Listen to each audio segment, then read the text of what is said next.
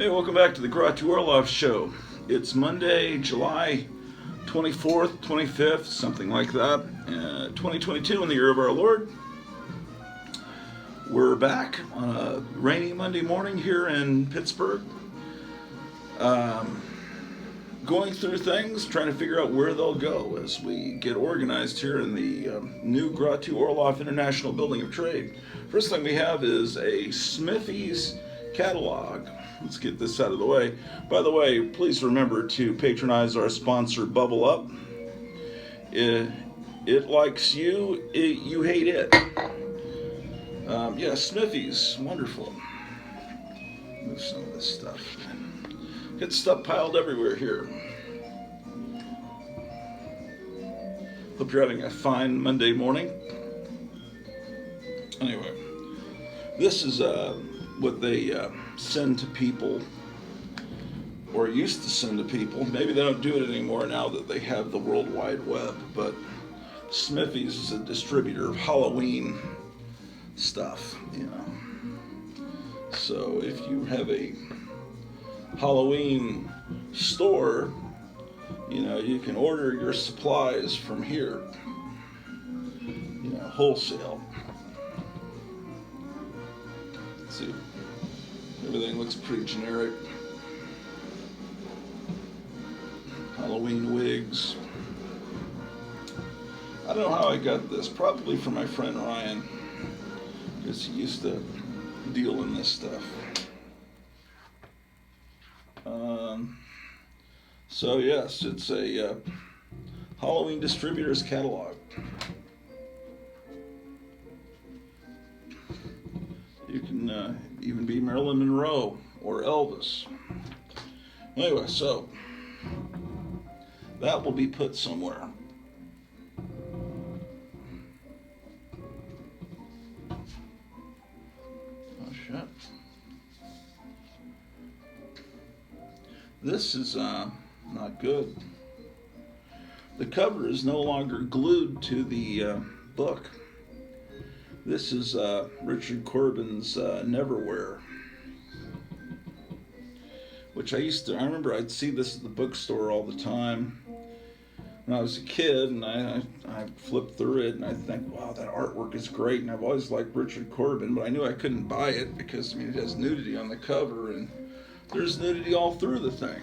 Now, there was a little small, like extreme nudity. There was a little segment in the heavy metal movie that came out in 1981 that adapted this story in a very abbreviated form.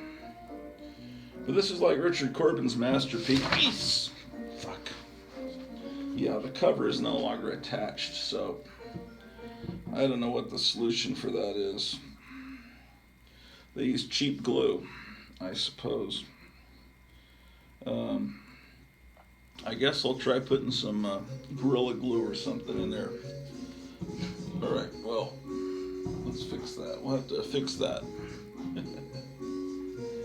Here's 1985 annual from 2000 AD. Over in England, they have these annuals, and I think it's pretty common to have these comics that are hardcover. Yeah, so I don't know. I even have a few from when I was a kid. When we lived in Germany, I've got a Wacky Races annual that's a collection of the Gold Key stuff, but it's colored very brightly, and in this format, it's pretty amazing. All right,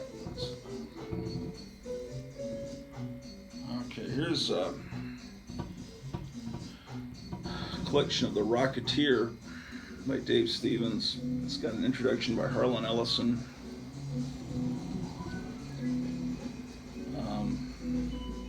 Just collects the Dave Stevens Rocketeer stuff. So that needs to go upstairs. This Squeak the Mouse, I believe it's Italian. It's an adults only funny animal comic.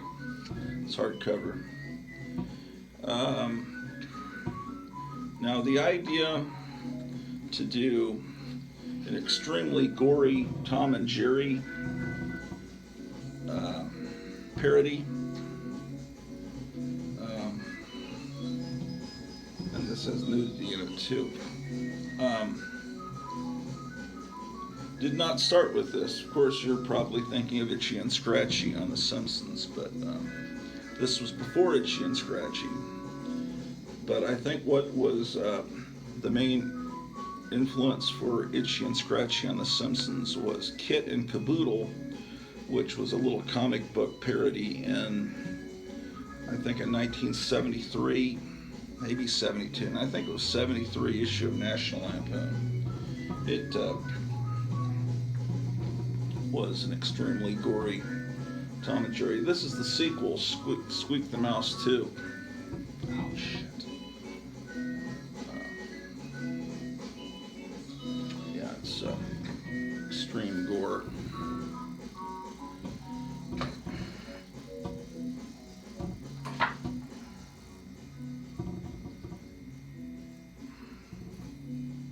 Here's the Will Eisner Color Treasury.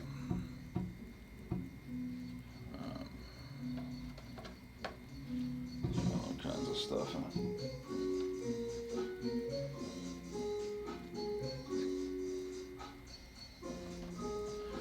it. It reprints some of the covers, the wraparound covers that were done for the kitchen sink Spirit magazine, and then and these were covers that were done for the Warren, when Warren had the Spirit magazine. But these are the original Eisner illustrations. Warren had these painted over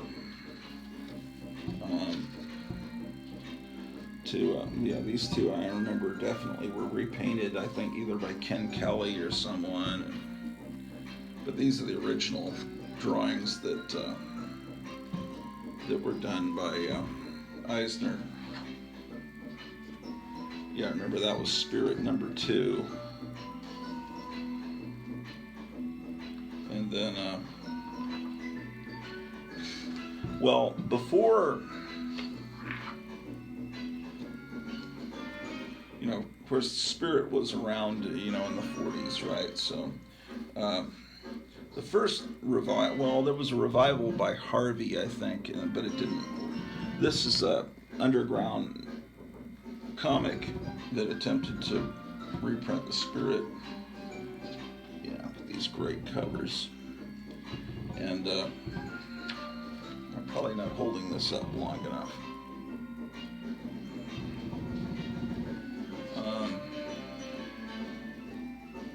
And he was on the cover of Snarf. Yeah, then Warren brought him back, and then Kitchen Sink. Here's an actual vintage Spirit story colored for this hardcover, which was put out by Kitchen Sink. Yeah,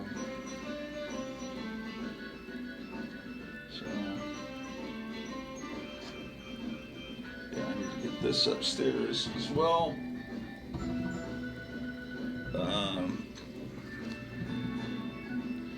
This is, they were doing this for a while, about, 10, 15 years ago, reprinting Shadow Pulps.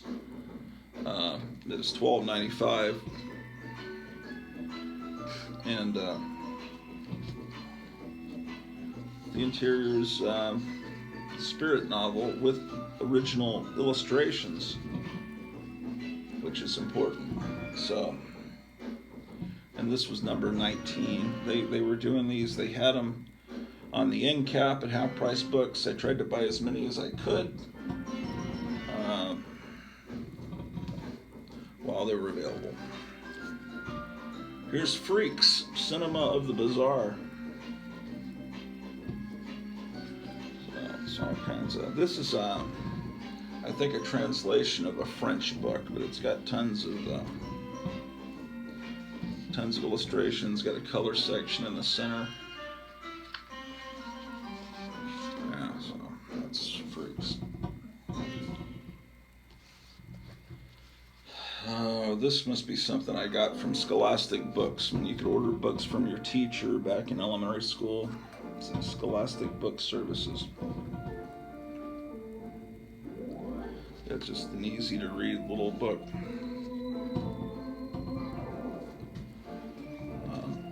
There's the Doré illustrations for Dante's Divine Comedy with 136 plates by Gustave Doré. So this is beautiful stuff. If you like to look at images of hell and stuff, but yeah, it's gorgeous. This is true art.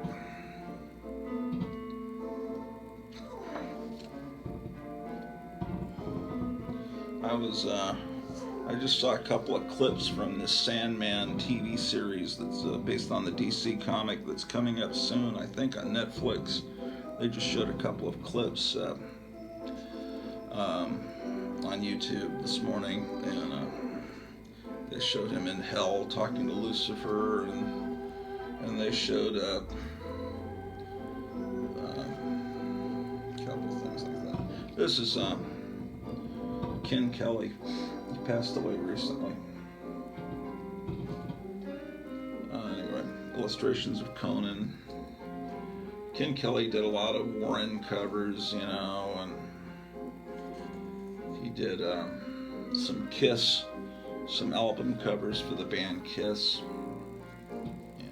He's very he's influenced by Frazetta, but he's not a slavish imitator of Frazetta. That's from Eerie or Creepy. I don't remember. It's on one of those two magazine covers, that robot. I was talking about this with Horror Mike the other day. Diableries. I don't know. I'm not French. La vie quotidienne chez Satan à la fin de 19th siècle. Okay, 19th century depictions of hell. They had these primitive forefathers of the Viewmaster. That was the big deal in the end of the 1800s. They had photography, and you look through this little thing, you put a slide in, there were 2 pictures, and it would be 3D. And these little things were made for those slide viewers, so you could see images in hell of Satan surrounded by all these little skeletons.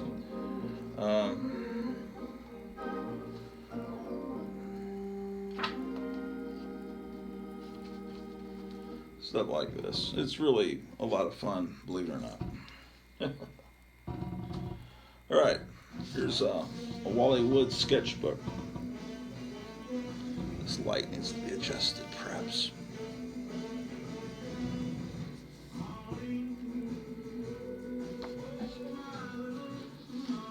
Man, great stuff.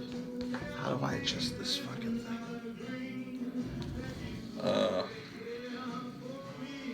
Wally Wood is just astounding. So, here's his illustrations for the Fireball XL5 lunchbox kit. Yeah, every page in this book is great. These are just books that have been laying on the floor in the living room that I need to get upstairs, but I don't have enough bookshelves now. What is this? Why the hell do I even own this? It's Modern Mathematics for Junior High School. This is an old book, clearly from the 60s, possibly the 50s.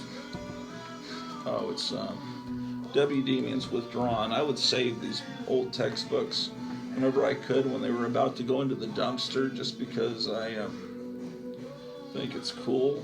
I don't know why an old math book would be cool to me. It's from 1961. So if I ever need to learn math, I could... Suppose you are told that when 8 times the number of students in a class is decreased by 12, the result is the same as 78 more than 5 times the number. Is there a number that satisfies the equation you have written? Is the number an acceptable answer to the problem? Holy shit. Problem 4. Margaret is not yet 15 years old, but 4 less than 3 times her age is 9 more than twice her age. What is the replacement set in this problem? How old is Margaret? Wow. Well, the salesman decided to present the frequency distribution in graphic form. The graphic, oh, well.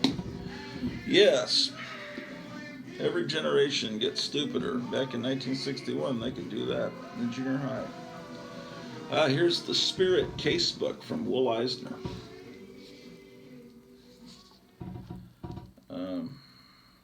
Oh, look, it's got a little plate in there with an autograph of Will Eisner. It's number 880 of 1,750 signed copies. I had no idea. So anyway, it's Spirit Stories.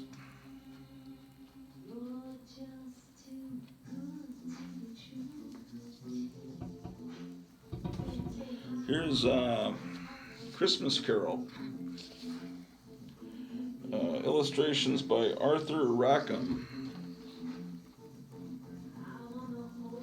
Oh, this is not. This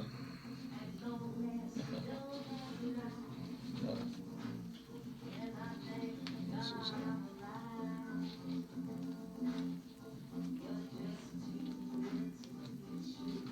wonderful, fantastic. All right, now we've got some CDs we need to go through. We need to take these upstairs. Here's the Kirby Stone 4, 2 of their albums. Okay, that's a DVD. That goes there. What is this? I don't know what that is.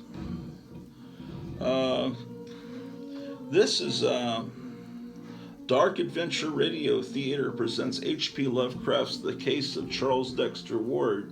These are some people trying to act out, trying to make it. They try to make it seem like it's an old-time radio show. The Call of Cthulhu, as if Lovecraft's stories had been adapted into radio plays back in the 30s or 40s, is what they're trying to do. They really try to make this sound like it's an old-time radio program, The Color Out of Space. All of those are Lovecraft stories. Here's Paul Revere and the Raiders, the complete Columbia singles. Someday people will appreciate Paul Revere and the Raiders. They're a great band. In the 60s, they weren't taken seriously because, they were dressed that way and everything. Meet the Zombies, another great band. Oh, they're making a Marvel Zombies TV show, and it's going to be TV mature. I never liked that shit. I just think it's disrespectful. White Stripes Audio Candy. This is a bootleg White Stripes CD. And looks like these are bootleg concerts of Frank Zappa in Texas. But honestly, this is probably all just on YouTube now.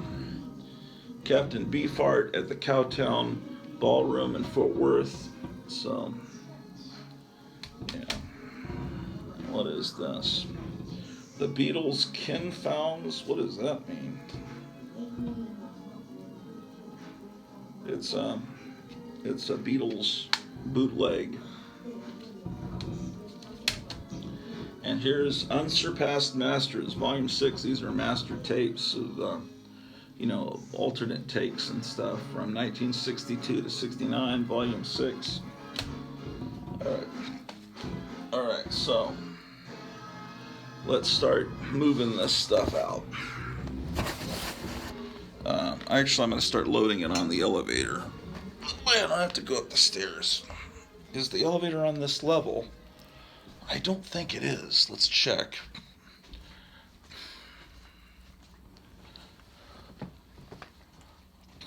Hold on a second. That last song was pretty shitty. Let's see if we can get. I'm recording music while I'm doing this, guys. So let's see what we got here.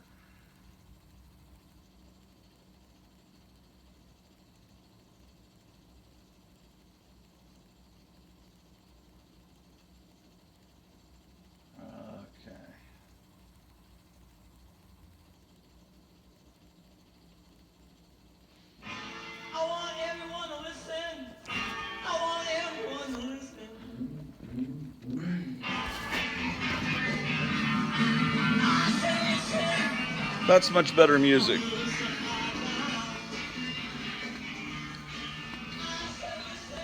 '60s garage rock. It's that kind of morning, rainy morning. I need to listen to some 1960s garage rock to cheer me up. Okay, well, let's see if the elevator's on this level. Why, it is. Yes, indeed. Fantastic. I'll set these CDs down here.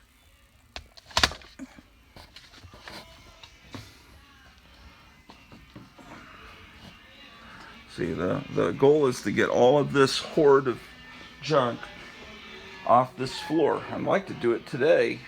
That would sure surprise my wife. Can I do it today? I don't know if it's possible, but let's grab some more CDs and look at them.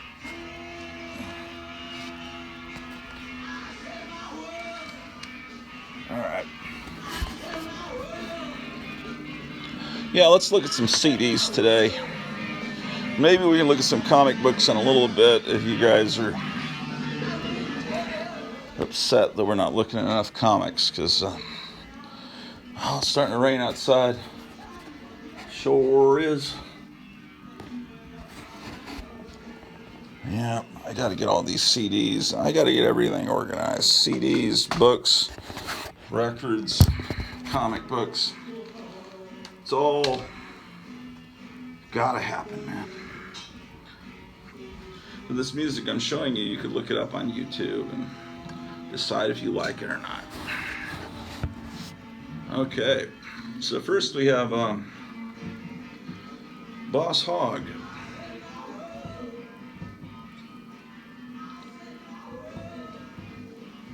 I would recommend this. Yes, indeed. Boss Hogg. What is it? Put that there. Connie Stevens singing the Hank Williams songbook. This light is annoying. Is that better? Connie Stevens. Ladies and gentlemen. This is called Big Deal. And it's just a collection of cool songs. 60s, 50s songs. Stomp, Northwest Killers, 1960 to 64. Songs like Werewolf by the Frantics, boy, that's a great song. This is stuff from up in Oregon, Washington kind of area. Bubblegum Classics, Volume 1, the ultimate collection of pure pop music. This must be from Rhino Records. No, it's from Grease Cerebon. Starts with Yummy, Yummy, Yummy by the Ohio Express. Margaret Whiting, Collector's Series.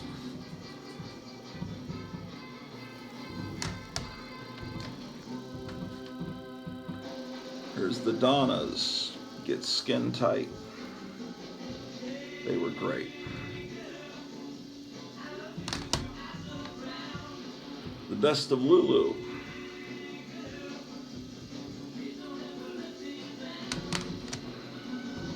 Here's Connie Francis singing Buddy Holly songs.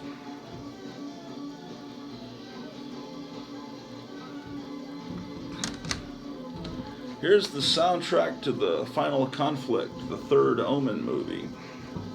He's supposed to be kind of Kennedy-esque. Girls in the Garage. I think these records, I just found somebody on YouTube that's got all these Girls in the Garage collection up on YouTube. These things used to be $20, $25, maybe $30 to buy these CDs, and now you can just listen to the whole series for free on YouTube. And you can hook up YouTube to a recording device and record them. So, you know, it's been so long since I've even bought any CDs. I used to buy them unbelievable amounts, but now just the music, like I'm doing right now, is just streaming right off of YouTube, and so it saves me some money and gets me more music. What is this? Looks crummy. Uh, this is just a collection that's like made for people in nursing homes of golden singers. Here's Delphi girl groups. Delphi is that New Mexico record label that, well, they made most of their money by signing Richie Valens. Bob Keane ran Delphi Records. Oh, and the Bobby Fuller Four, which was a great band out of Texas. Brenda Lee. There's two of her albums, That's All and All Alone Am I. So you get two albums on one CD.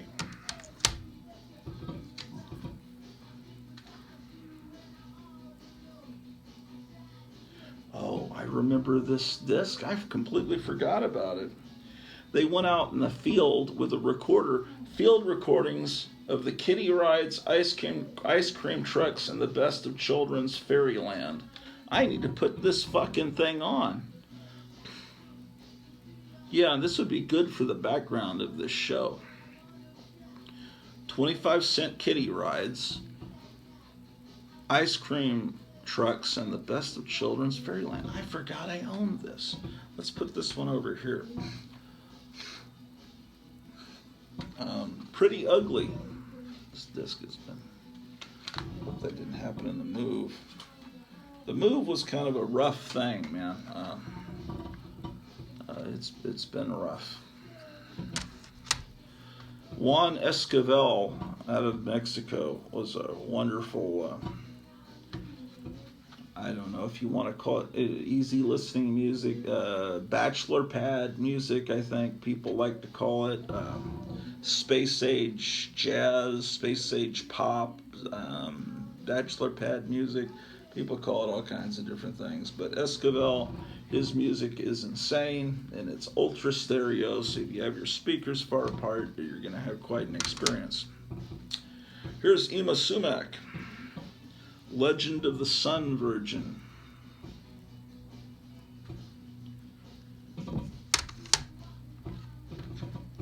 The soundtrack to Alien. God damn, I'm hungry. It's 11 o'clock, I haven't had breakfast yet. Cartoon Craze. It's Felix the Cat. He's wooing Whoopi. Here's a movie. I probably can't even mention the name of this movie on YouTube because it's a forbidden feature. Okay. Absolutely the best of the Archies. Now these DVDs, I know where there's a place in the basement where I can put some of these DVDs. This is Bewitched in color, complete first season. I need to put this over here because this is really my wife's, so I don't need to be putting that down in the basement. Because then she'll be wondering, where is my Bewitched disc? I haven't seen that in 8 years. Here's Cartoon Adventures starring Gerald McBoing Boing. Destination Earth, Alien Invaders. Now I believe these are trailers for these science fiction films. I don't think they fucked up the trailers. Oh, this is great. Yeah, this needs to stay up here. This is Grindhouse, 42nd Street Forever Grindhouse trailers. That's a great series. Killer Canines, Mondo Oddities, Cannibal Carnage, Brutal Biker, Sensational Sexploitation. So this is 2 hours and 40 minutes of trailers for all these kind of horrifying movies. This goes there. And then this is from Something Weird Video, and it's 80 minutes of trailers for Kung Fu and karate movies from the 70s. All those features. So I love movie trailers. That's another thing I collect. Now here's some generic looking ones. of trailers. This is Cheesy Horror Volume 1.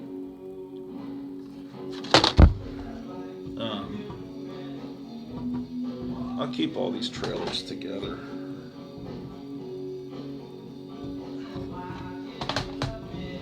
Okay, that goes there, that goes there. Oh, here's another one of those. This one was Destination Earth Alien Invaders. This one's Outer Space, so these are more trailers. And here's a collection of Popeye, Max Fleischer Popeye cartoons.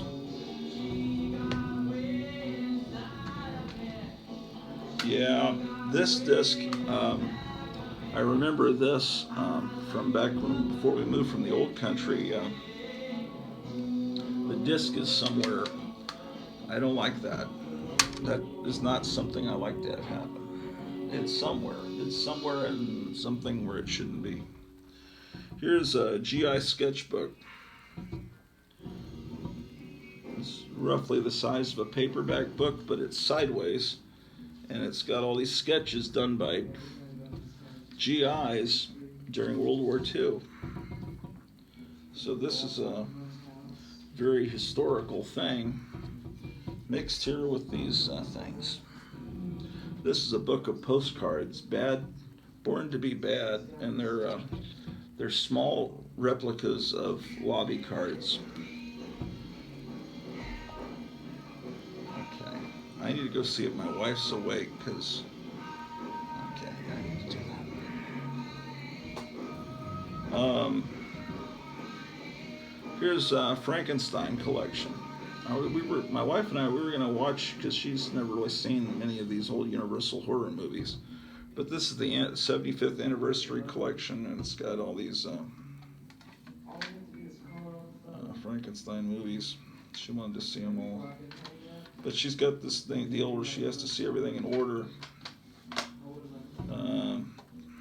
This is one of these 10s that you could get real cheap. 20 movies on 4 DVDs. So it's not going to have the best resolution. All these kind of sleazy public domain 1930s kind of horror exploitation kind of things.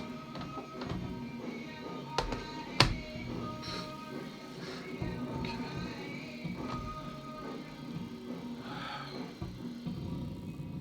I was just seeing a pop-up on my phone. I'm recording this on my phone, and this person I like to watch just went live. Oh well. What a shame.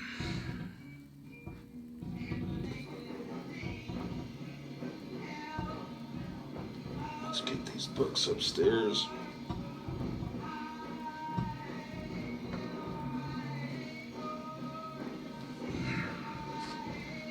All right.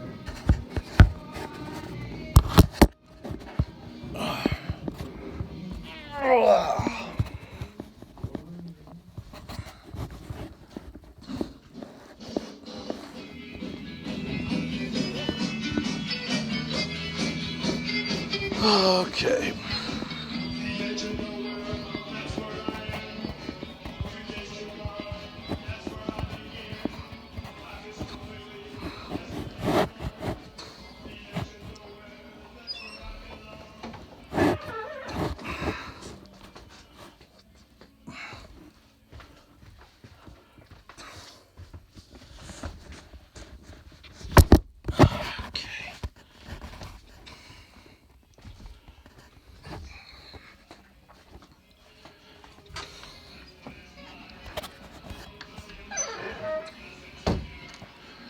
Let's get a handful more of something. Let's start on the other side of the pile.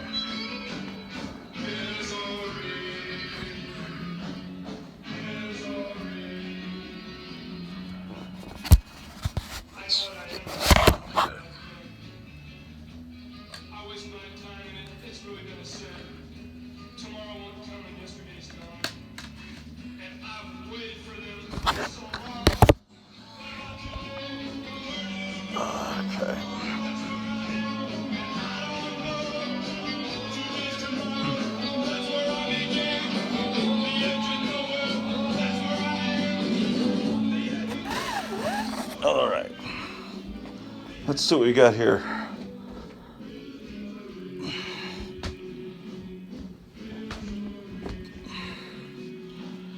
Okay.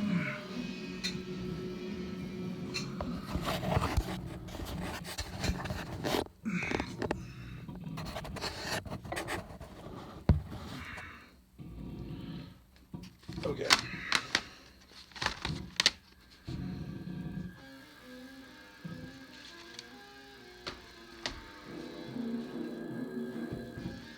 Buddy Holly and the goddamn it.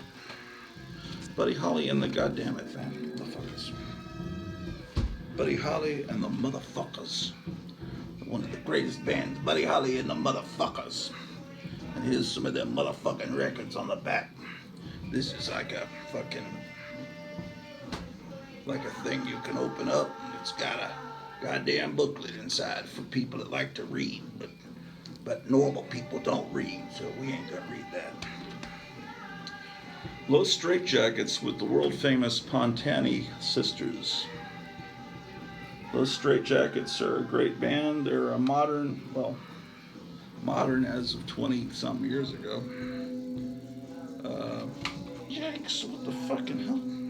This is a 2-disc set. Yes, indeed. Oh no, it's a CD and a DVD, so that DVD must be a video version. Okay. There's Brian Wilson presenting Smile. About 40 years late, but that's alright. We'll forgive him. Pizzicato 5, this is a Japanese band that does 60s style, easy listening stuff. It's kind of like a Japanese band doing Sergio Mendes, Brazil 66, kind of easy listening, you know, very groovy kind of stuff. You know, they're it's a Japanese band. I forgot about them. Going through these CDs is helping me remember. Oh, wonderful. This is some of the only footage I have of the Forum 303 Mall, because we got this, the world's worst, most strange Elvis impersonator ever. He had this, he looked like the Vulture, like Steve Ditko's Vulture out of Spider-Man, dressed as Elvis. But he was performing at the Forum Mall, and I don't remember who recorded it, but that's the only, I would wish I had footage. That mall has been torn down, but that's great that that footage exists. Here's the soundtrack to The Outer Limits.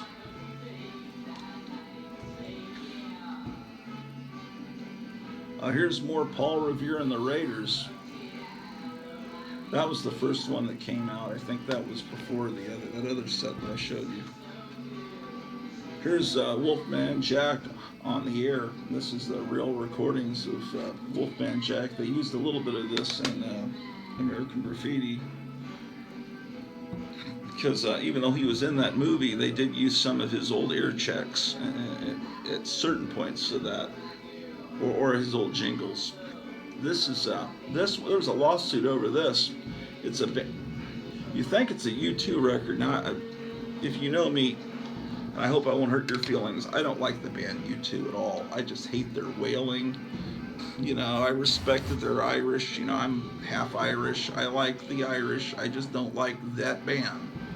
I remember, I just never liked them, man. I just thought they were pretentious and pompous and all that, especially that Bono idiot. Okay, so Negative Land is like this humorous kind of noise. I can't really describe. Art, music, sound collage band. What they did on this is, and you can probably find this on YouTube pretty easily. There's Casey Kasem used to do American Top 40, and as you know, and there are some outtakes of him that are very profane, where he's talking about the new band U2 back in the early 80s when they were first a new band. He's saying that's the letter 2 and the numeral U, and he keeps messing up. That's the numeral That's the letter U and the numeral too. He keeps messing it up, and he just goes, God damn it, and it's the voice of Shaggy, from Scooby-Doo and Robin, he did all those voices in cartoons too, and you hear this guy just cursing, it's just funny. And so they take some of Casey Kasem trying to explain what U2 is, and they play it over, I don't know if they played it over some U2 music and some explosions. And anyway, it was just this led to a huge lawsuit, because the question is, would the average idiot in a record store look at this and think it's a new U2 record? Does this look like an official U2 product? I like they have a U2 playing there. Would they buy it thinking it's a new U2 record called Negative Land? Or would people realize that Negative Land is the name of the band and the name of the record is U2? So, I don't remember what happened from that, but it was just a big deal. So this might be pretty rare. I don't know if you can, maybe you can just type in U2 Negative Land on YouTube and find this record. I don't know. I just realized YouTube and U2 are very similar names, aren't they? Anyway, that's a funny record. Oh, I got this for free. They were giving this away at a garage sale a couple months ago. So let me see how bad it doesn't look scratched up. It's apparent. It doesn't look like it's just a collection of hits from the 50s and 60s. They figured they couldn't sell it. Here's disc 2, and that one was disc 3. And here's disc 1. Yeah, there's 3 discs of these, and they just figured, hey, just take it. No one's gonna buy this, and so I took it. I haven't played it yet though. Okay.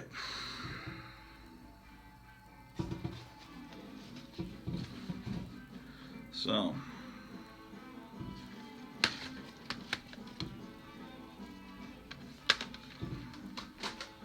Here's VHS Video Dimensions. It's Nudie Classics Volume 3. Remember the days of VHS?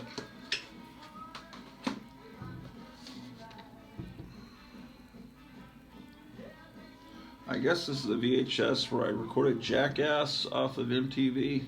Beetlejuice from the Howard Stern Show was running for senator. And I guess it's a review of Josie and the Pussycats, the movie. Okay.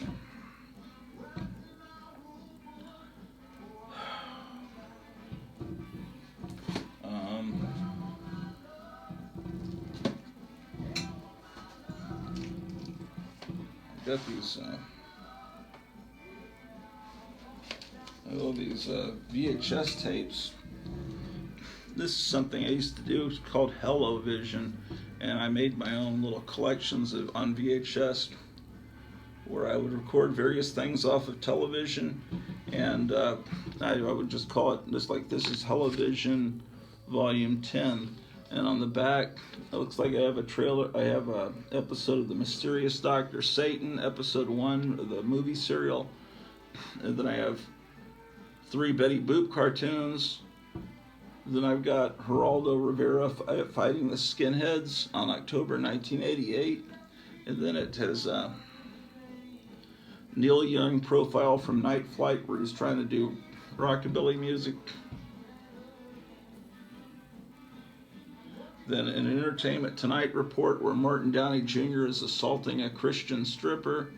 And then These Boots Are Made for Walking by Nancy Sinatra, which they used to play on MTV occasionally, which I didn't know at the time was a Scopatone, which was made for jukeboxes in the 60s that had actual film in them. And those were really kind of, sort of, the first music videos. And, I just got this a couple of weeks ago at Dollar General. It's got 3 John Wayne movies in it.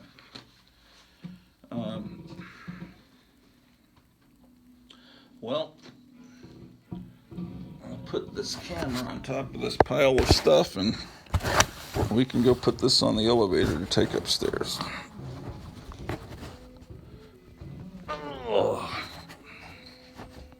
Maybe we should look at some comic books so that you guys don't flip out.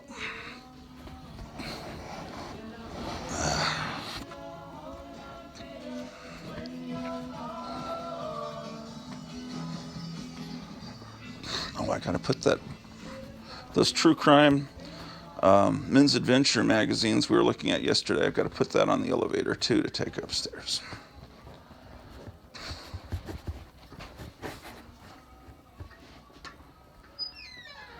Well, in about 48 hours, we'll have the big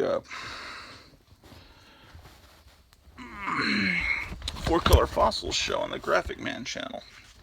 So you'll need to tune in for that. So I've got to find some books to show on that show as well. Let's get one more stack of CDs.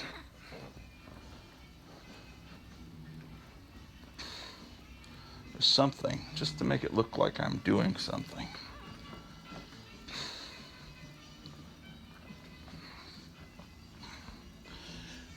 What do we have here? No, that's not worth doing.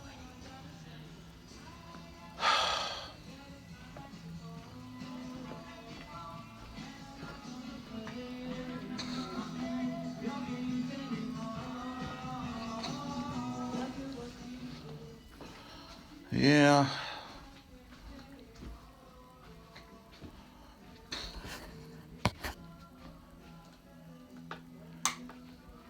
Yeah, let's go upstairs. Let me get the rest of these books.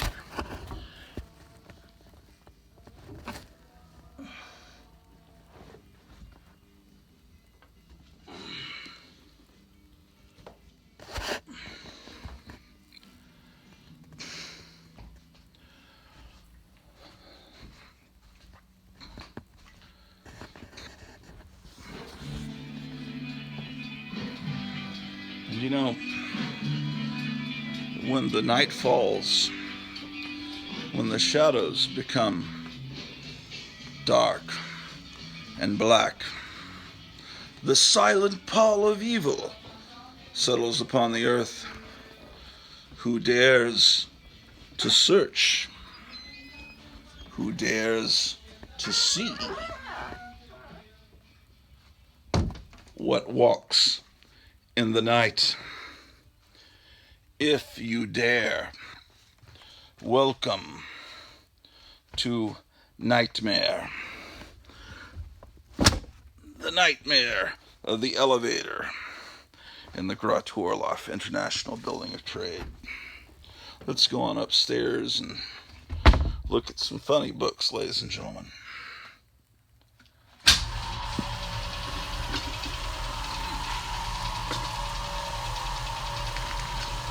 Yes, indeed.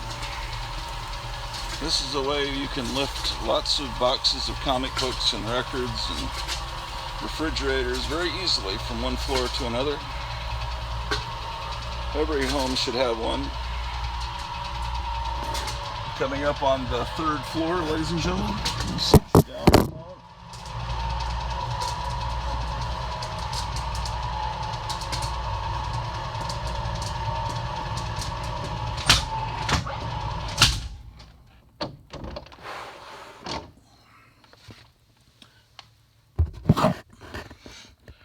This house was built to be a house for people, but it became, in I think 1950-51, a funeral home.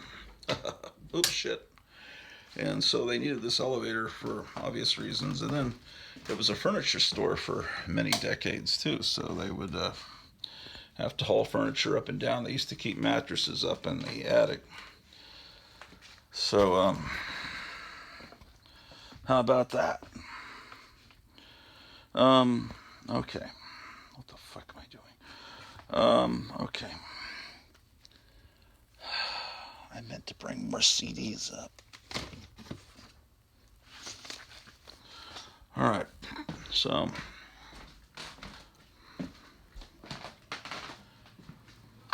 up here we can take some of these CDs and file them where they'll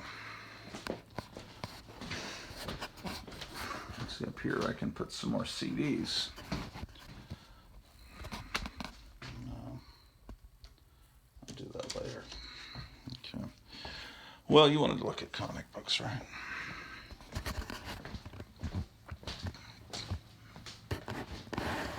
Oh, boy.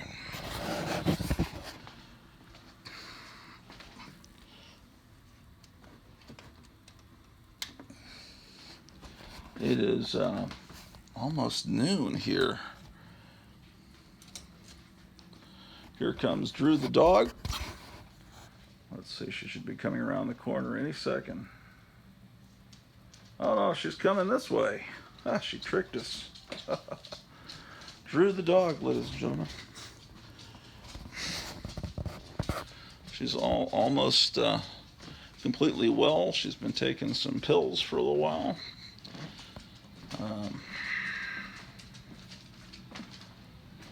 Okay.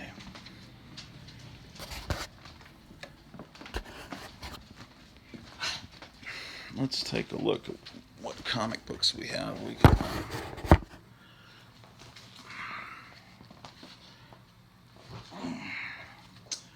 Well, here's the first issue of V, which kind of probably is David Icke's favorite TV show, right? Here's Captain Marvel 54. So, here's the first issue of The Toxic Avenger, which is, believe it or not, people pay big dollars for that. Superman 374. Let me get a little short box. Oh, there's a long box.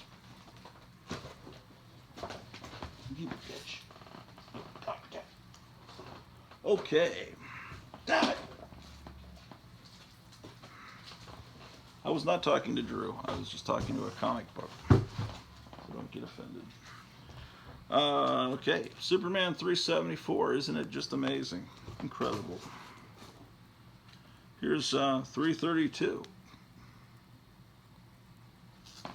I'm moving these into the other room. Captain Marvel goes before Superman. Toxic Avenger is after Superman. Then V would be at the end of the alphabet. So I remember my alphabet. Superman 335. Boy.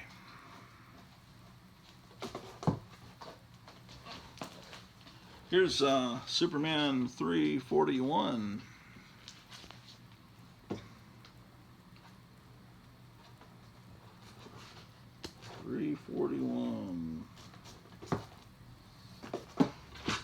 Here's Marvel Spotlight 27 with the Submariner.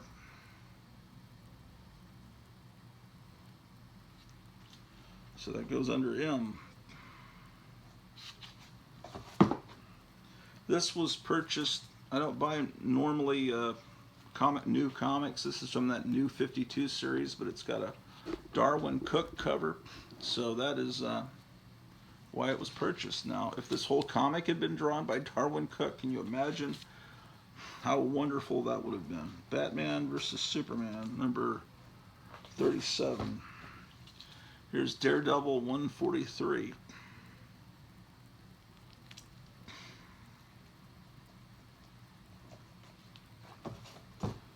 Okay, here's from Comico. Here's Johnny Quest 12. I think I have duplicates, or in some cases more than duplicates of a bunch of these issues of Johnny Quest. Okay, the dog is apparently Hungry. So we made a go back down and feed her. Here's number 7. Marvel 2-in-1. Thing in the Black Widow, number 10. Here's Marvel 2-in-1 43, Thing in the Man-Thing. Here's Merry Christmas, issue 143 of X-Men. And Captain America 216. That's my stomach growling, ladies and gentlemen, because I'm hungry too. Drew, you know I'm hungry too. I agree with you. I'm gonna have some dog food with you, man. You mind if I eat some of your dog food? You don't.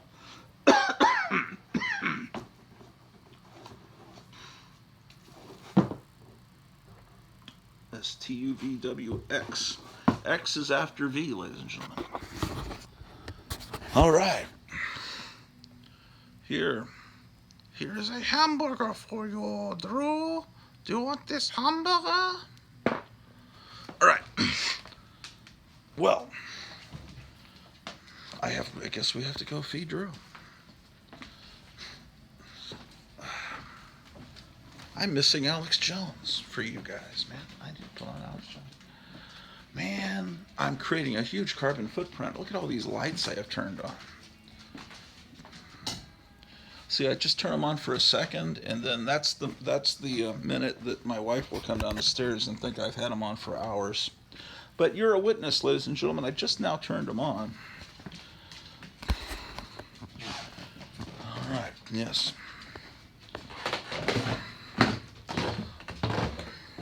Do you think the whole carbon footprint thing might be bullshit? Could it just be a way to control us? I don't know. It's very mysterious. Because climate change is an existential threat to our democracy, ladies and gentlemen. All right.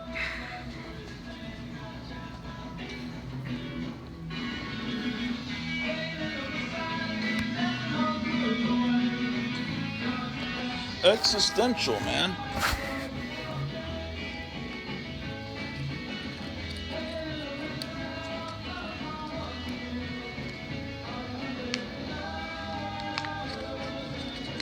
All right. Here we go. Delicious and nutritious, bite-sized and ready to eat. Drew, here's your official Tom Mix dog food. Approved by Gene Autry, Roy Rogers, and Tom Mix. What the fuck am I doing? I was looking at comic books, but now I want to look at CDs. Or should we look at paperbacks?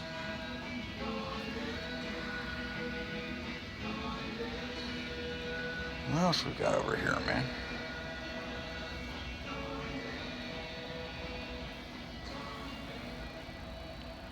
Yeah, man. What else we got?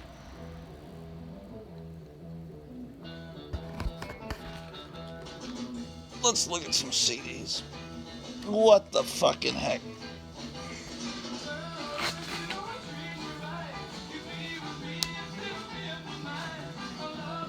God damn it. My shoe is caught on some tape. All right.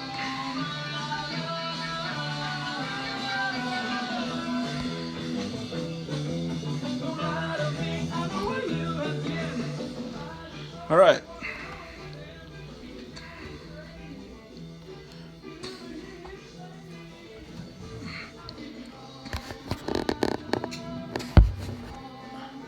All right, light. Let there be light. Cocksucker. All right. Here's a bootleg Alice Cooper CD from the 1970s. Texas music, garage bands, and psychedelia. Oh, here's something I created. This is a disc I made. No, seriously. I even put it out on 8-track. It's called Batman A Go-Go. My friend helped me put the little logo there on that. Let's see. See, that's my comic book rack. You can recognize some of the comics I've shown you. They're on the back. I did that collage. And then inside, you know, it's from Sophisticate Records. That's that magazine I put out. And then it's a little CDR. And I have so many different versions of the Batman theme, the 1966 Batman theme. This is a whole CD of them. And I guess it got out far enough that Howie Pyro played this whole disc on his show once. So here's an example, like, you know, the Batman theme done by the Marquettes. Yeah. I need to put these discs in my Batman room. Here's Scum of the Earth.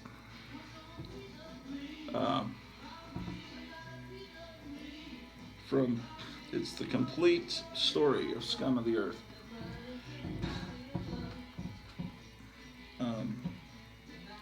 Yeah. Here's the 1966 Batman movie soundtrack.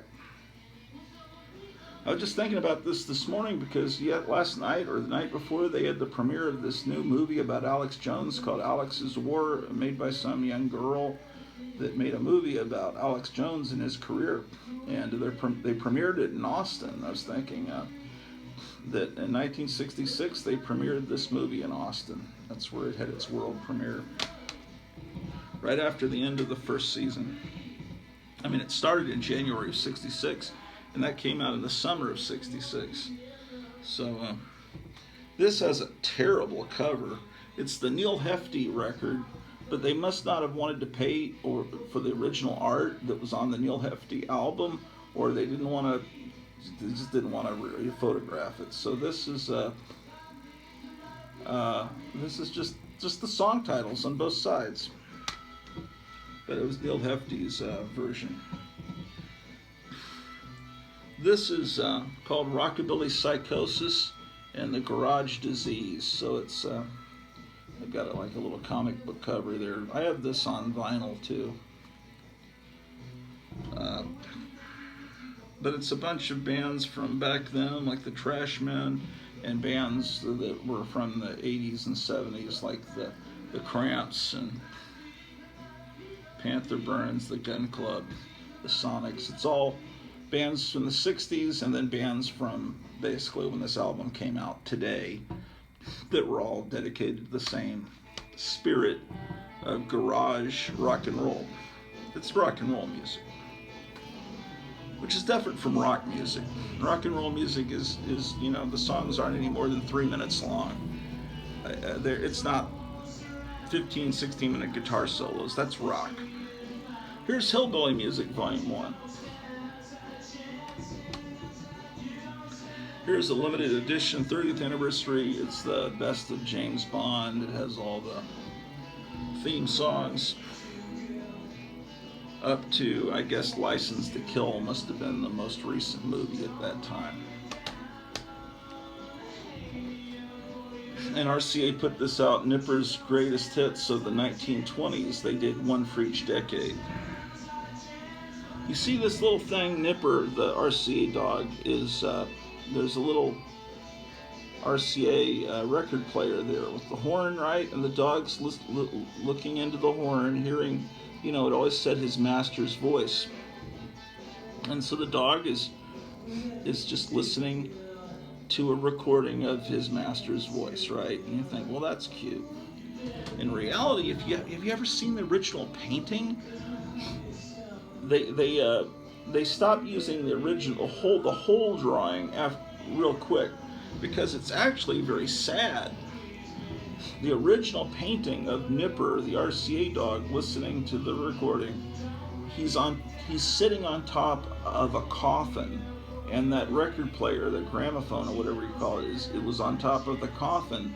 So his master is dead, and he's still hearing his voice through the recording, and so then instead of the dog being like, what is that? I'm hearing my master's voice come out of this weird thing.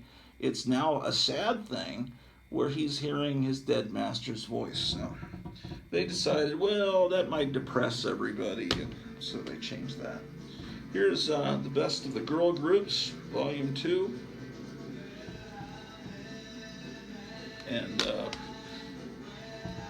Las Vegas Grind. These were 1950s and 60s instrumentals that kind of were like what strippers could have danced to back then. It's just the front of the record's got nudity, so I'll try to censor it the best I can. Las Vegas Grind, because you want to see that. All right, so Yeah, I gotta get this stuff where it needs to be.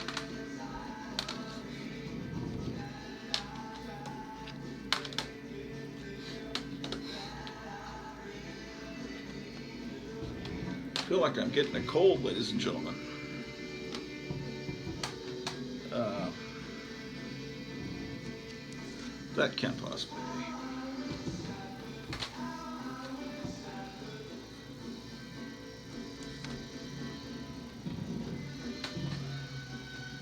How many CDs can I safely carry up at one time? All right.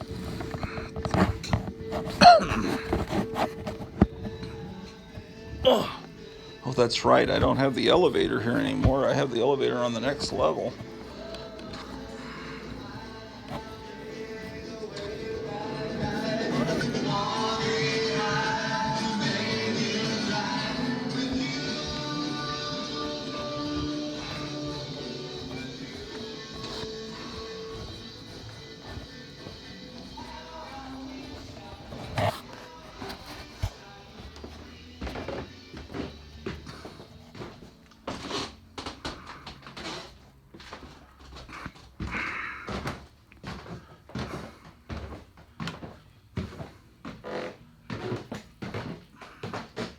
I'll set the CDs down here in the comic book room.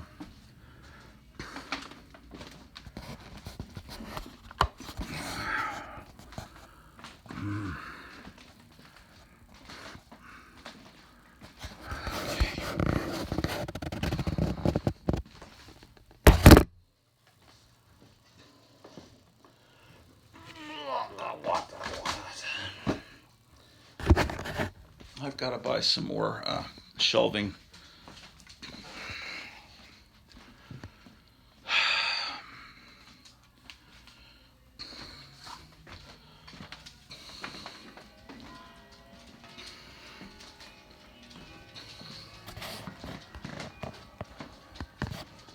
Hold on one second.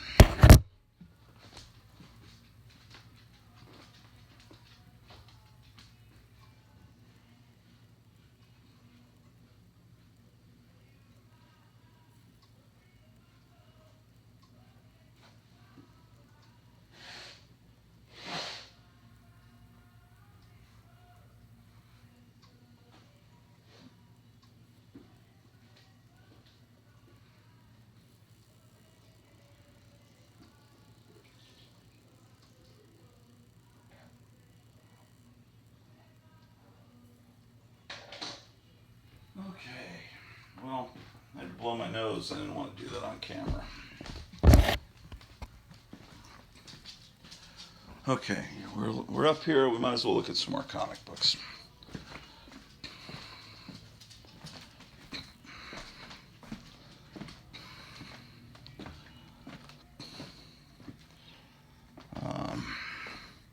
Let's see what we can find over here.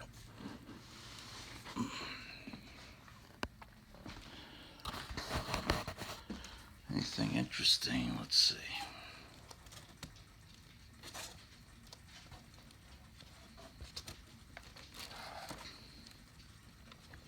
Oh, there's some of my stuff I've been looking for.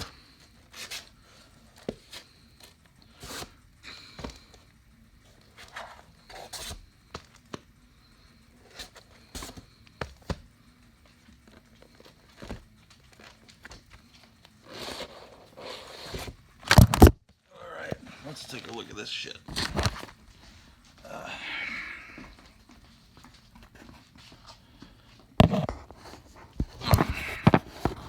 Yes, I'm wearing the same shirt from yesterday.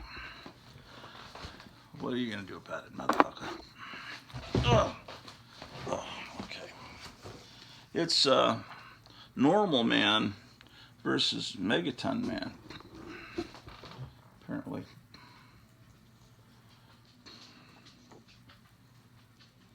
Oh, it's a big event. Yeah, this was a comic book. Oh, what is up with this, man? This must be from... This is a... No, god damn it.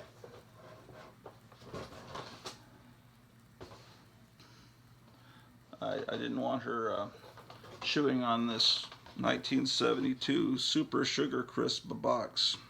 Box. Okay. Here's Action Comics, but it's in terrible shape. 427. I didn't do it. I got all these damn packs from Buddy Saunders at Lone Star Comics that were damaged, and now I got all these damaged books. Here's Stray Dogs 4.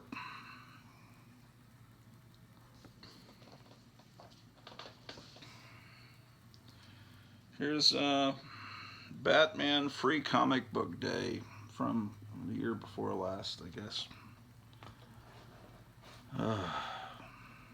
Who cares? Here's the New Frontier, Darwin Cook, wonderful stuff. DC, the New Frontier. Here's Dark Horse Comics, Conan #1. This has some water damage, apparently. Here's Conan #2. Drew's sitting there very nicely down there. Take a look. Drew being very nice.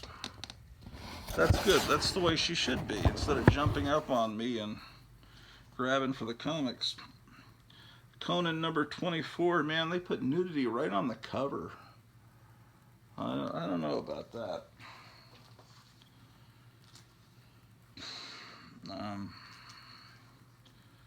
This has got some terrible art on the cover. Sometimes the art in these Lady Death comics is pretty good. This is not as good. I mean, it's all right. It's issue 0. I hated when everybody started doing issue 0s. I thought that was lame. Some of my childhood Dennis the Menace comics, which you may not care about, but I love Dennis the Menace, man. Dennis the Menace.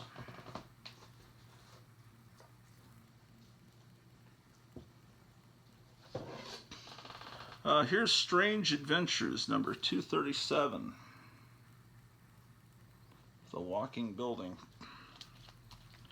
Strange Adventures.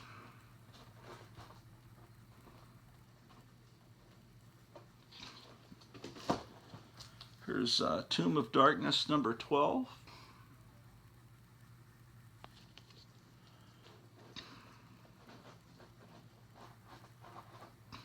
I need to try to make sure I've got complete runs of all those Marvel reprint horror books. Barney Bear Wakes Up. This is a Spire Christian comic. And this is another one that everybody's talking about. Everyone wants this comic. Some people even have it up on their comic book wall. Hansi, the girl who loved the swastika. She learns that she learns that that's a bad thing. So that's a... Uh-oh. Now the dog's getting restless. Lisa Comics.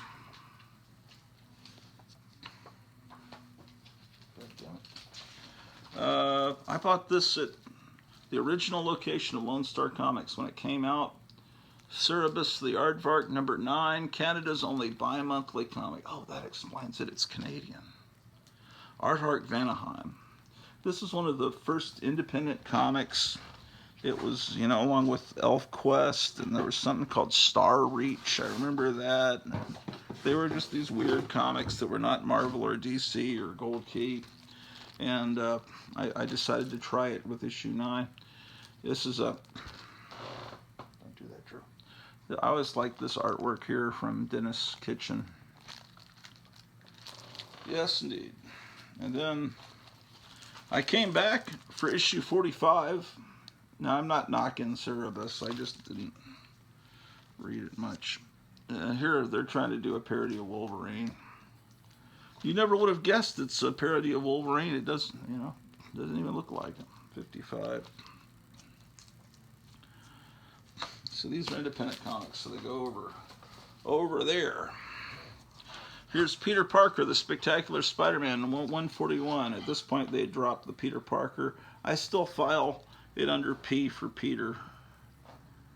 That's just how I roll. Batman 455. Always like this cover. It's not a valuable issue. It's not a key issue, man. Here's bet you didn't know they made a comic book out of gargoyles. Here's number 5. This dog is getting restless, man. She does not like comic books. She's not liking it up here, man. It's too nerdy for her, man. Here's Vlad the Impaler, Dracula, number 2 of 3 from the Topps Chewing Gum Company. How about that? How about that one?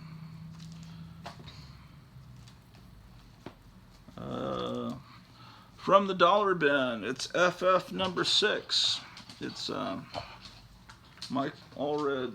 No, actually Laura Allred, but I don't see Mike Allred here. All right, Drew, we're gonna look at one more comic, and then we'll go back downstairs where you like it. Why, it's Peter Parker, the Spectacular Spider-Man Annual number 9 from 1989. How exciting. Now let's get out of here, man.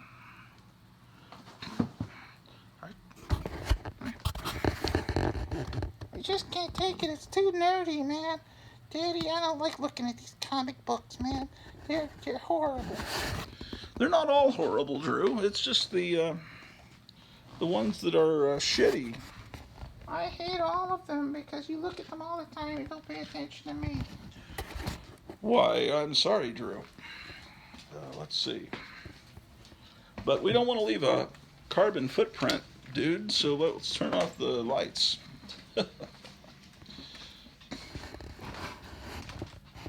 Turn off the lights. The party is over.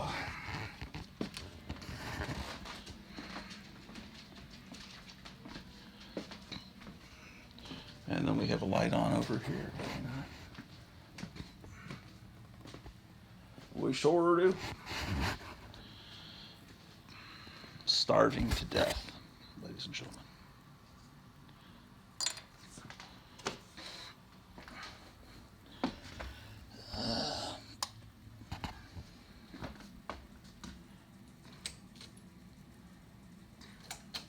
Turn off the lights. Soon we will turn off the lights for all of mankind. We here at the World Economic Forum, to despise mankind, we are going to soon,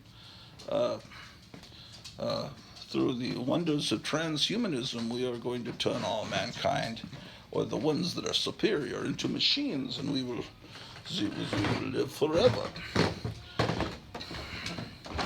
Through the courtesy of technotronics.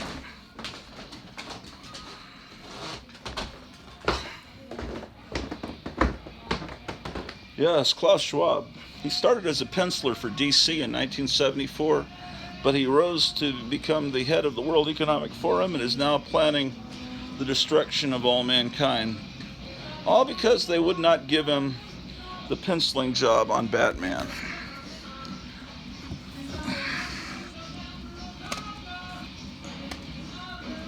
Let's look at some more records, man. More of these records.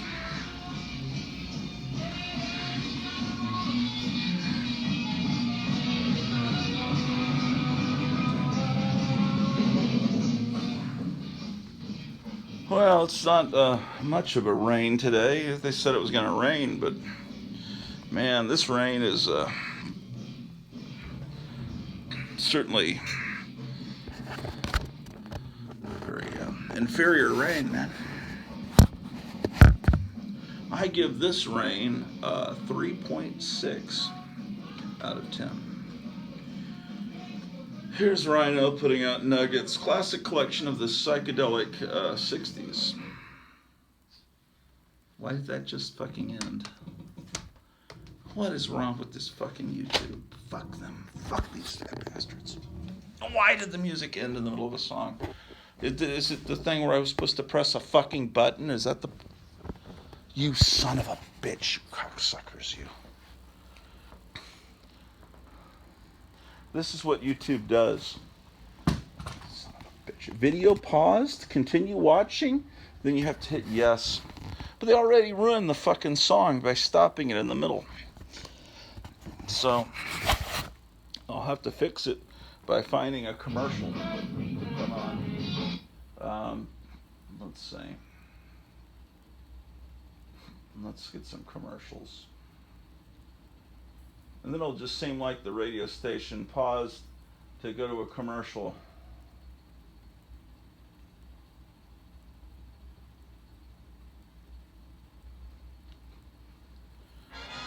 And put on a Dodge Charger commercial.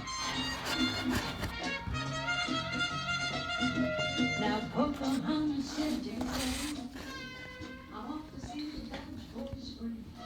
All right. Fuck you, YouTube, you fucking bastards. Okay. Let's get primitive with the... there's a UPS truck out there. I wonder if we're getting a package. Let's see the UPS truck. Or is it going to the neighbors across the street?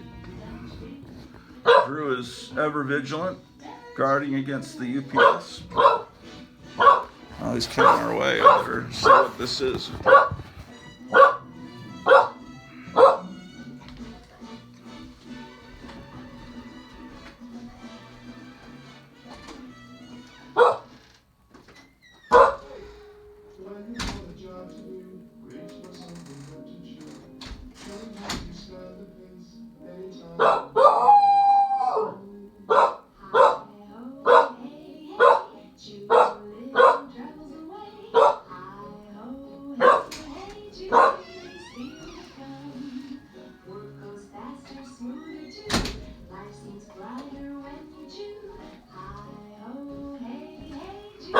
I think this is something my wife was waiting on. Looks like...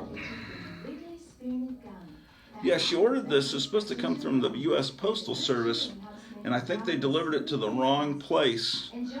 And look how dirty it is. And now it's... I think what happens is the post office said it was delivered 4 or 5 days ago. And my wife called them, and they said it was delivered to this other address down the street. So she went to that address, and the lady hadn't gotten it. But whoever got it must have somehow sent it back. It's not even its original package. I'm gonna have to show my wife how it showed up. That's grotesque, man. Best of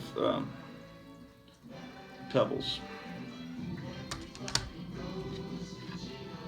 Here's 50s Juke Joint Blues. I think that's like a swimsuit, like a top or something. She goes to this physical therapy to help with her back injury in her knee, and they have her walk back and forth in a pool, in I guess a shallow pool. So she's actually has an appointment today at 3 something, and she's been really upset that she hadn't gotten that thing. And I think that's it.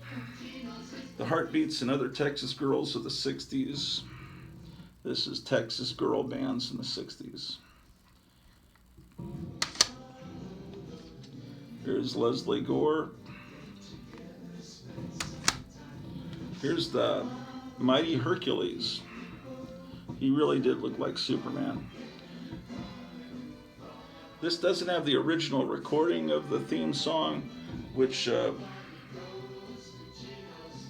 original song was done by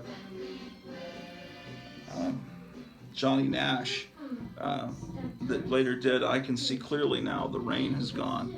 And, he was a Jamaican guy. So, and I didn't realize it as a kid when I heard I Can See Clearly Now, The Rain Has Gone. You think of that song, it has a Jamaican beat to it. So that was really the first reggae song that any of us heard.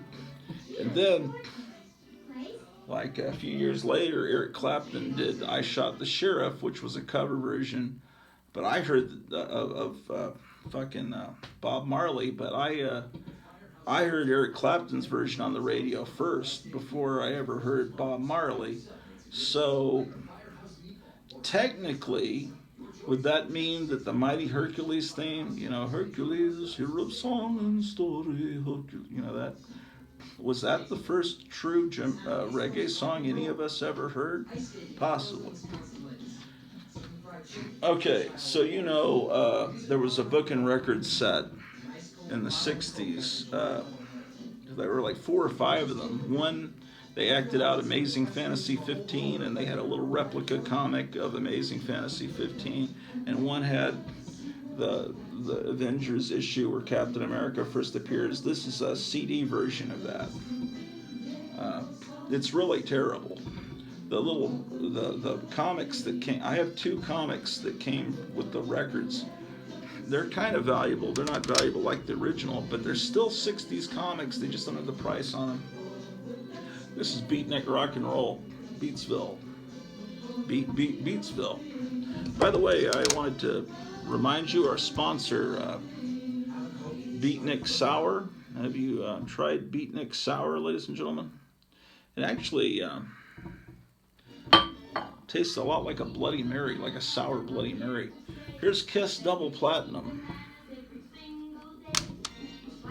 This is another one of those records. It's the King Kong, an incredible discovery. It's a 60s children's record. They just put it out in this cheap format with this new cover. And this is a Superman one, done with a new cover. There's Batman and Robin, done with a new cover.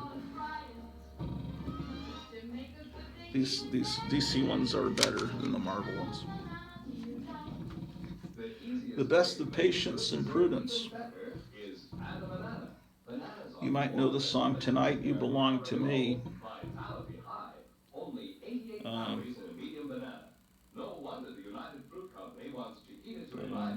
Bananas belong in your daily diet. Yeah, they're really good.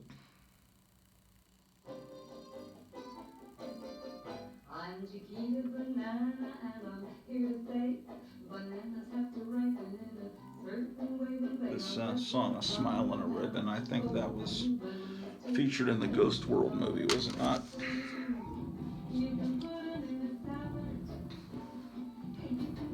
In a pie eye.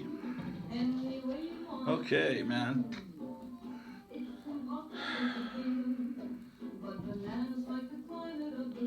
Let's go back to that music.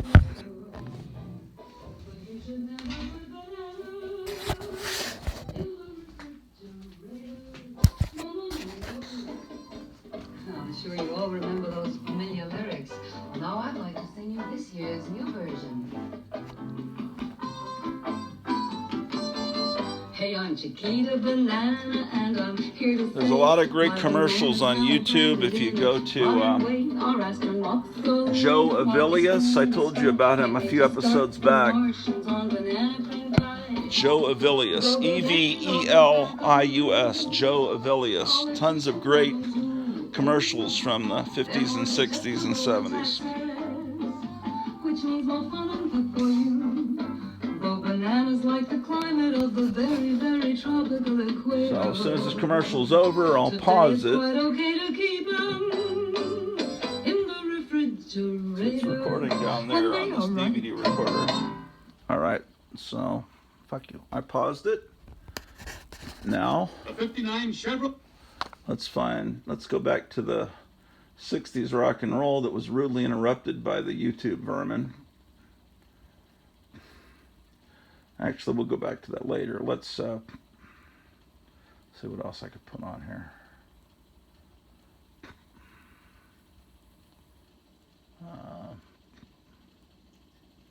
That's what I had this 2 hours of 60s garage rock. See, this is a really good channel.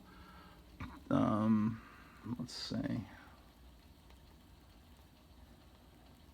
Bunch of Seberg instrumental stuff for playing in department stores in the 50s and 60s. Oh, I wanted to put this one on. Let's see. This,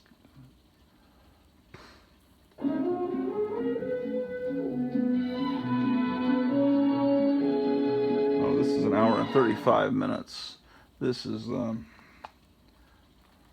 start it. Okay. Okay.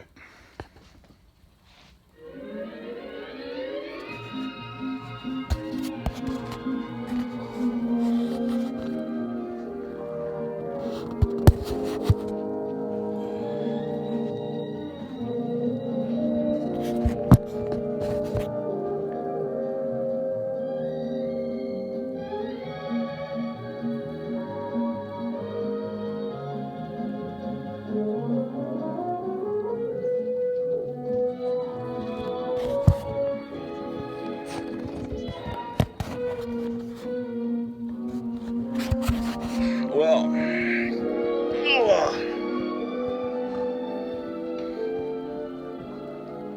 what else can we look at?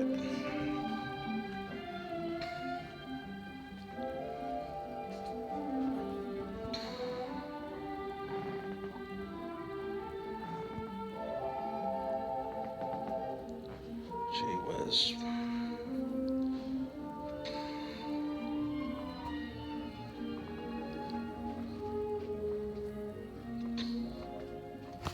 What are these books over here?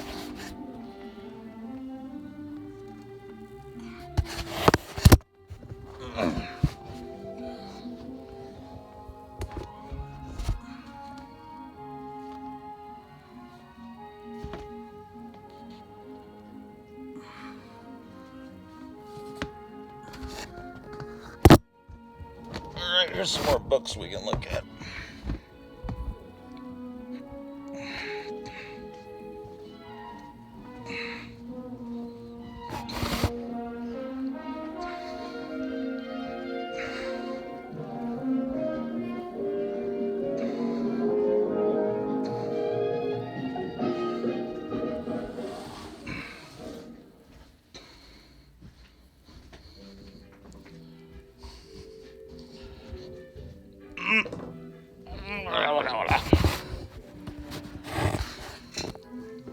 Okay. Here's the Andromeda strain.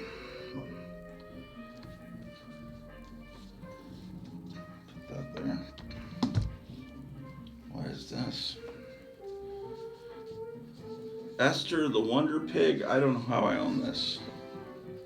I don't know what it is.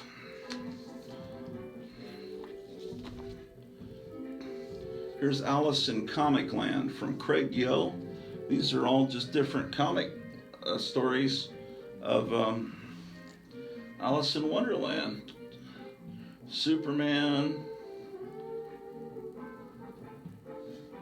Just different adaptations of Alice in Wonderland over the years. Even, yeah, how about that? Here's First Lady of Burlesque by April March. The Memoirs of April March. I do not remember buying this, so I'm assuming this could be my wife's book. Although I would have bought it if I'd seen it, but this is The Elements of Style, about how to write. Here's a little booklet on the George Foreman grill. I better take that down. There he is, man, inventing the grill. Do you really think he invented it? Ghost Stories of Old Texas. It's like not two. This is the second book of Ghost Stories of Old Texas. Man.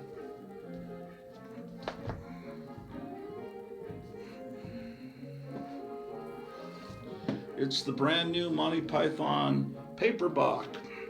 And look how they printed thumbprints on the book. They got greasy thumbprints on the back too. This was done. Look at that. Fear No Man. Yeah, Monty Python did their TV series, and then um, it came to the United States. It first came to the United States on Channel 13, the PBS station in Dallas, Fort Worth, and then different PBS stations throughout the country started carrying it, and then Monty Python was discovered by people in the United States after their show was off the air, and then they became hugely popular in the late 70s and early 80s, and so they started putting out albums and books, even though the show was gone, and so this was something I bought as part of that second wave. It's kind of like Star Trek became bigger a few years after it was canceled. It was moderate to not much of a hit from 66 to 69 when it was on the air on NBC. And then when it came back into syndication around 73 and the cartoons started on Saturday morning, then there was an explosion of merchandise and model kits and for the kids of the 70s. And the same thing happened with Planet of the Apes. It was a big hit in the 60s, 68, and then the movies, the sequels came out through 73 or 7 was I guess Battle for the Planet of the Apes. The last Planet of the Apes movie was early 73 maybe. But then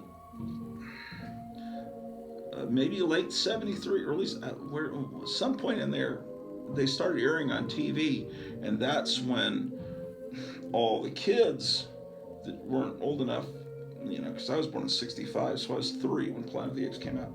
The kids got to see these movies, and that's when there were record albums and dolls, action figures, guns, everything. Planet of the Apes Halloween costumes. That's when it really became merchandise. There wasn't that much Planet of the Apes merchandise in 68, other than there was like a comic book adaptation of Beneath the Planet of the Apes. There were some bubblegum cards, but the big time merchandise came for the 70s kids. And then here's a heritage catalog, and it shows all the stuff that they're auctioning off, paintings, and it's very deluxe. They only gave these to big time people that, I guess, because this book looks like a pretty expensive deal. They gave this to people that were, big time bidders, I guess. Here's Dinosaur Shaman by Mark Schultz. Oh, this is interesting. I gotta show you this. Now, Heavy Metal Magazine did the people at National Lampoon and Heavy Metal, they did some movie adaptations. They did an adaptation of Alien, and that was successful. But they were doing an adaptation of the Steven Spielberg movie 1941, which sounded like a great idea. In theory, the movie had a great theme song by John Williams. It had John Belushi, and there were actually a few funny moments with John Belushi. I remember when he broke a bottle open and guzzled it while he was flying, but he was barely in the movie. And it was a comedy, but it wasn't really funny. And it's like, I really admired Steven Spielberg back then. And I was thinking, why is this movie just not funny? Anyway, Heavy Metal must have they got the they got the rights to do an adaptation of 1941, right? And they figure, okay, they must have seen it and realized this is a shitty movie. I mean, no one really dreamed it would have been shitty, because Spielberg had done Jaws and Close Encounters of the Third Kind, and he was a known quantity, but here's Ghost Stories of Old Texas. So they did the adaptation, but it's the most insane adaptation you've ever seen. You got to get this book, because what they do it's stuff like this, weird collages, and it's look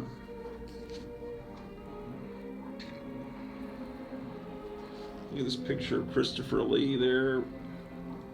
I don't want to open it too far. I'm crazy about.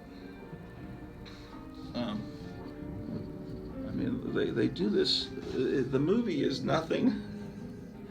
I mean, it follows the plot of the movie, and the things that happen in the movie happen here. But it's done in the most twisted way of basically saying "fuck you" to Spielberg and whatever company put it out. You know, like the beginning of it was a PG movie, and at the beginning he opens it like Jaws. You know, you got a girl coming to the beach. She takes off her robe and goes into the water, and then you think, oh, it's just like the beginning of Jaws, his big hit movie. And then a shark is coming, right? You hear the Jaws theme, as I recall.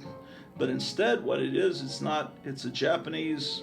No, I think it's maybe a German submarine U-boat or something comes up under her, and lifts her up, and she's naked, stuck on the periscope, right, of the submarine. But this is how they adapted.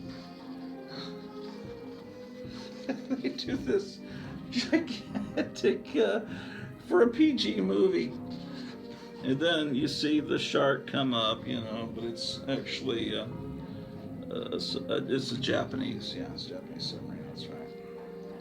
So this is fucking twisted. It was a PG movie, and they turned this into an R-rated, twisted thing where I mean, look at this fight scene here. Look at this woman here with her teeth being knocked out. This is just a fight scene in a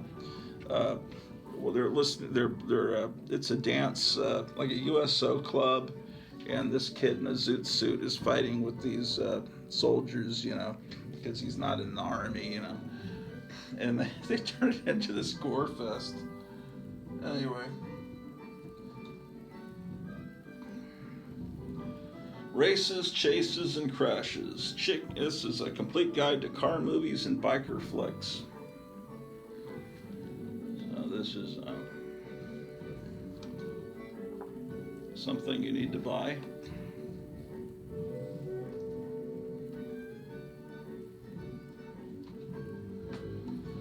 Daniel Boone by Felix Sutton. I may have enough of this instrumental music in the other room. I may want to switch it back to that garage rock here. What are you guys thinking?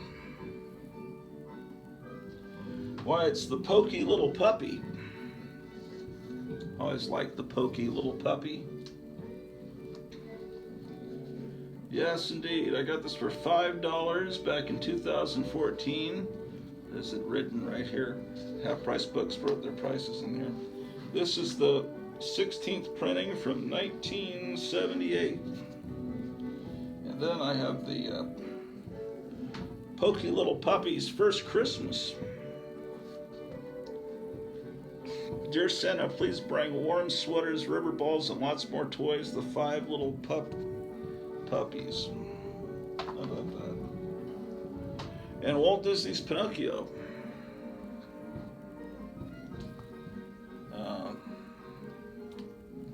Did that fucking shitty Pinocchio movie come out yet with Tom Hanks playing the goddamn Geppetto?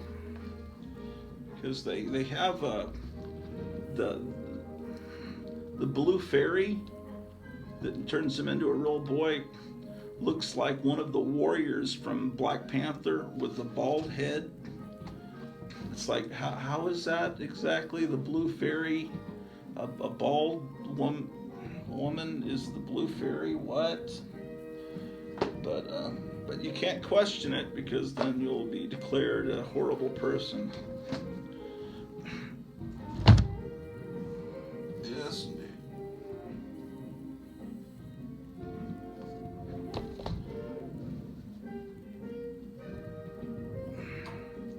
Sure will.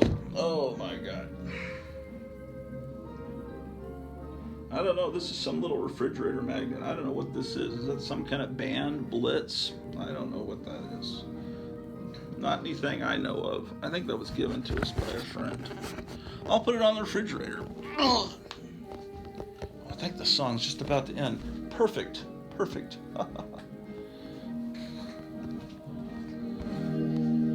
Ah, perfect timing.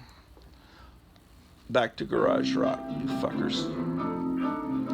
Fuck you, YouTube. That's why I'm always having to run down, because if you don't touch a button on your Roku, after about an hour, it'll stop and just say, "Are you still watching? We want to make sure you're still there so you can see our commercials." And if you're recording, you're going to be recording a bunch of blank space. And it's not like audio cassettes where you can just rewind and tape over the part that's blank on these DVD-Rs. Once it's down, it's down. Is this the one I was listening to? 2 hours of 60s garage rock band? Yeah.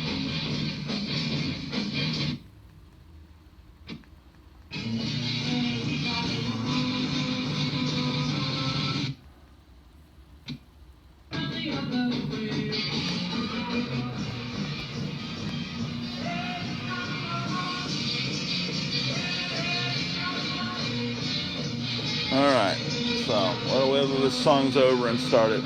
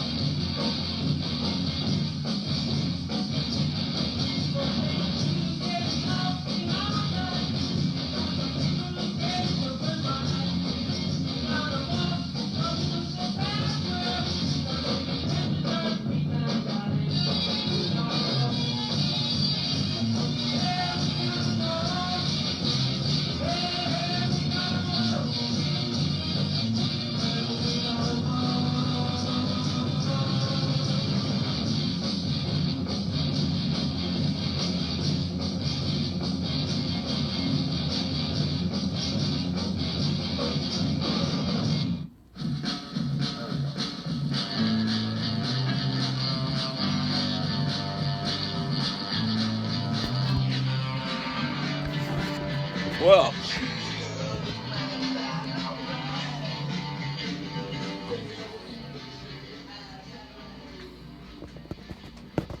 I'm so glad we had this time together just to laugh and have a smile or two.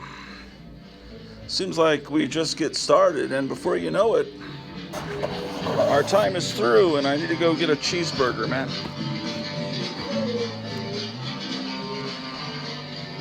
I'm gonna take this shit upstairs.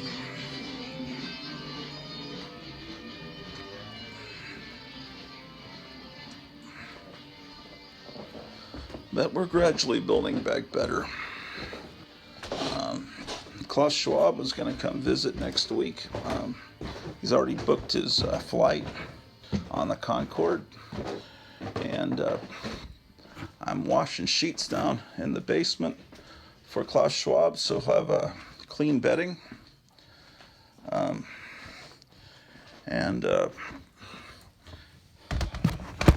So I think he'll be proud of how we built back better here in Grotuville, Pennsylvania.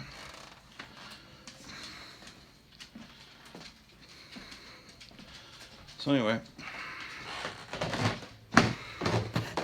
stay sick, turn blue, ladies and gentlemen.